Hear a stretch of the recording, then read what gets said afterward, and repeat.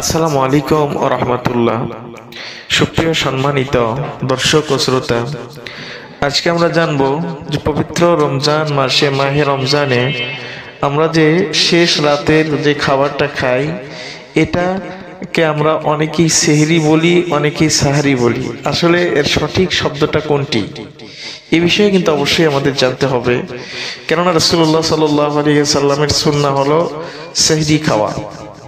এখন এটাকে অনেকে সেহরি বলে থাকি, এর সঠিক শব্দ হলো সেহরি নয়, সাহরি। রাতের শেষ অংশের খাবারটাকে আরবিতে সাহরি বলা হয়, এটা খাওয়া সুন্নাত, কিন্তু আমরা সেহরি বলে থাকি, যার অর্থ আসে জাদু।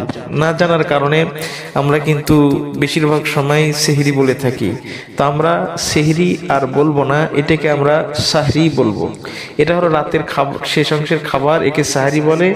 আর সেহরি মানে জাদু, তাহলে সেহরি বললে কিন্তু শব্দটা ভুল হয়ে যাচ্ছে। আর এই সাহরি খাওয়া অবশ্যই সুন্নাত, তাই এদিকে আমরা লক্ষ্য রাখবো ইনশাআল্লাহ। তো ভিডিওটি যদি ভালো লাগে অবশ্যই লাইক, কমেন্ট, শেয়ার করবেন।